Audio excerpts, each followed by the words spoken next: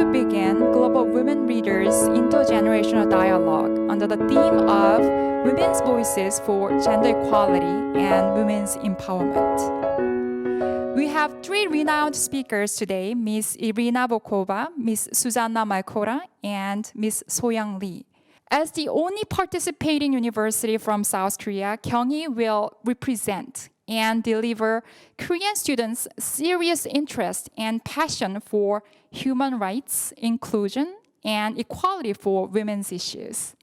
Today, we hold this event to share one of the most urgent gender issues in Korea, challenges that young Korean women face in the workplaces, intersecting with structural constraints within labor market.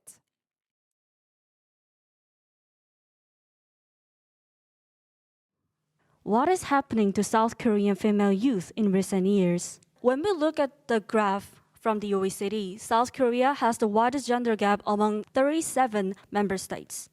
The average gender pay gap of OECD is just 13%. Then why does this occur? What are the main causes of gender discrimination in recruitment process? Firstly, prejudice by gender operates in workplace such as women are not a patriarch or women are irresponsible. Secondly, jobs are strictly segregated by gender. The last reason is the family-unfriendly workplace culture. Private firms hardly ensure work and life balance. It is hard to take time for family members due to overworking custom. In addition, welfare policy in childcare is either inadequate or insufficient. Studies pinpoint that the labor market flexibility as the main cause of the gendered labor market. After the financial crisis in 1997 to 1999, South Korean labor market underwent massive restructuring with increasing numbers of unstable, flexible jobs, and women turned out to be direct victims for it.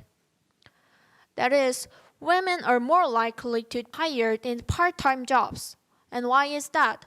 South Korean government encourages women to take low-quality jobs for immediate employment, in fact.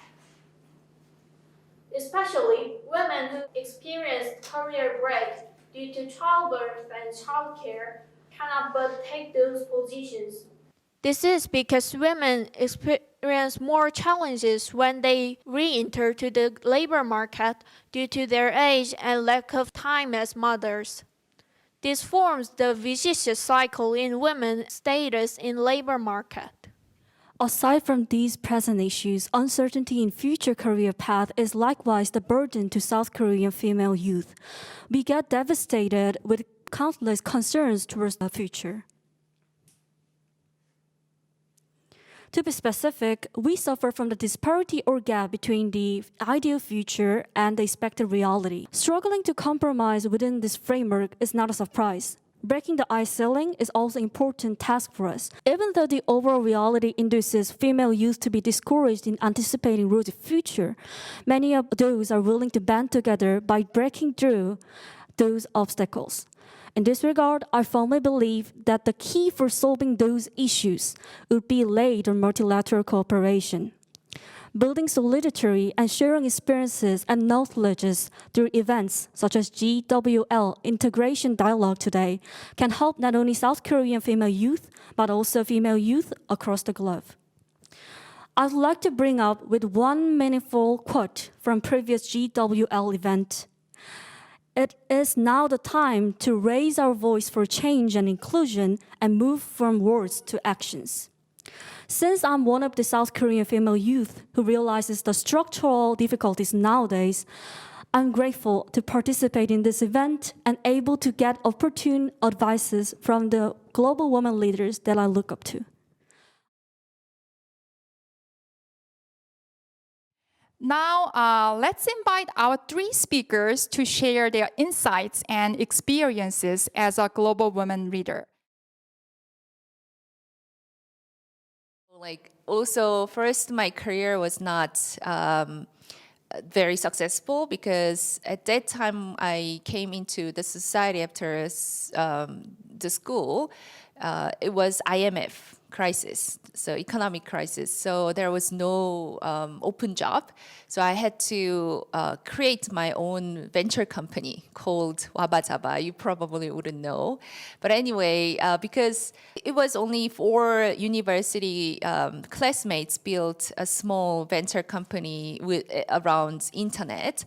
So there was no manager, like no one to learn from, obviously there is no money. And then after 3 years, that company just went bankrupt. So I had a very, very unsuccessful career in my early age. But I learned that it's okay to be failed. It's okay because there is another chance. Actually, there are a lot greater chance because you learn a lot from the failure. So yeah, and then with a lot of stories, and finally I entered to Microsoft. This is like jungles. It's the same to women as well as men. It's same, but who does have that attitude to have a strong energy and also try to learn from everywhere and then learn from failure and also try to contribute to the others. That's the key attitude that you can survive, not the company or not the backgrounds you have. A lot of people think, like successful people or like think people, it's just we watch on the top of the iceberg, but the beneath of the iceberg, there are a lot of things. I've seen a lot of people. Actually, I've seen more than 2,000 software industry experts or leaders, and then I found out most of them they see failure as the essential of the mastery.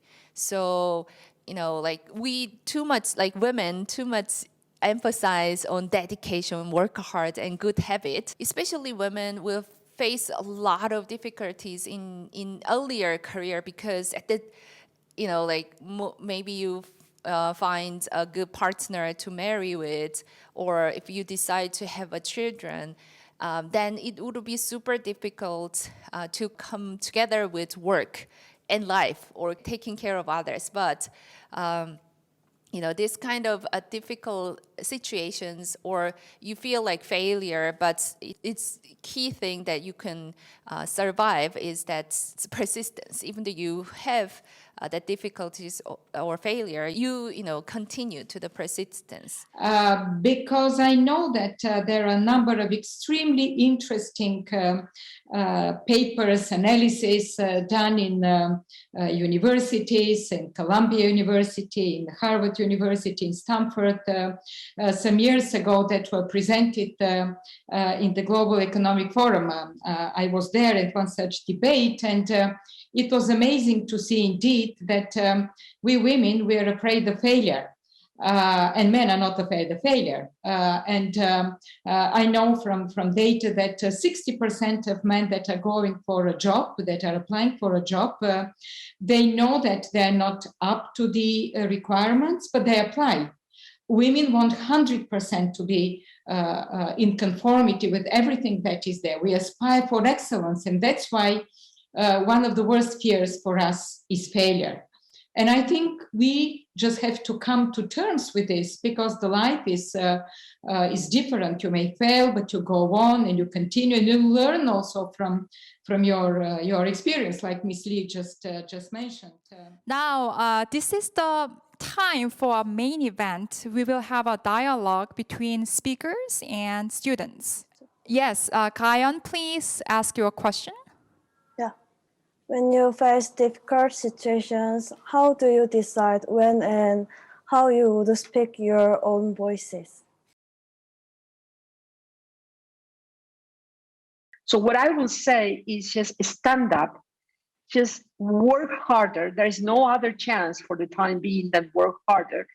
As our speaker said, recognize that failure is something that will take place and learn from it and take a strength from it, and be absolutely ready to raise your voice. And that's why we call ourselves Voices for Change and Inclusion. It gets to the point where you have to say what you think. Do it nicely, do it gently. You don't have to be aggressive, but do say what you have to say. Yeah, Hannah, can you ask a question? Okay, so before projecting my question, I would like to thank you again for the inspiring speeches as mentors, shaping our voices and empowering us as future generations for achieving the gender equality in our society. So, as Ms. So-Young Lee mentioned in her motivating speech, we all have diverse identities in our life, which I believe is so for Ms. Irina Bokova and Ms. Susanna Malkora and all others. So my question is, when you had multiple identities, such as being a mother, being a daughter, and pursuing a professional career, how did you manage to handle all those roles successfully? How were you able to creatively reconcile and navigate through these somewhat conflicting responsibilities? And until this moment, I think my country, Bulgaria, within the European Union, has the most generous system of supporting women with the paid and unpaid leave, 1 year paid leave for a woman to take care of a child, 2 years of unpaid leave, going back to her job, and a very developed system of nurseries and all the other facilities. I think this is very important, and this is one of the I would say the responsibilities also of governments, of the state, of local communities and others to create such a system of facilities which is affordable, which is a high quality, a good quality, so that women may be involved in the workforce. The other is also the legislative framework of taking this leave shared between the two parents. There is a possibility also in my country, in other European countries, that men also can take leave in order to care about their children. So I think this type of sharing responsibilities within a family is very important. The other, of course, is the creating the framework of family-friendly working environment. Yeah, Seonbong, could you ask a question? Yes, first of all, thank you so much for sharing your personal experience and opinions. I wonder, so what recommendations would you give us to move forward and include women, men, and individuals with various sexual identities to speak up about gender equality issues? Do you have any advice for university students for the empowerment of women and other minorities? If for societies to thrive, for groups to thrive, they have to be inclusive and embracing of all perspectives, of all groups, of all approaches. But when that is not the case, we have to find people like you, young people, who are ready to raise the right questions, to put forward the issues that you care about, and to put the right pressure on leadership to be cognizant that this is something that is needed and that is very important. So it's the responsibility of leaders in one side, but it's also your shared responsibility to bring to the forefront those issues that you think are central to your own development and to your own future. So do not hesitate, raise your voice gently, nicely, but put forward the questions you care about. It's not for us to define that future alone. It's for us to help with our voices, shape it with the input that the young women that are sitting with us here today and others that we have met in different occasions provide us with. So GWL Voices for Change and Inclusion is there today as a conduit to receive your input, to hear your perspective, doing it in a manner that not only it puts in at the center women's rights, gender equality, but associates to that the notion that the multilateral system is the best way to really make the progress that still remains to be done.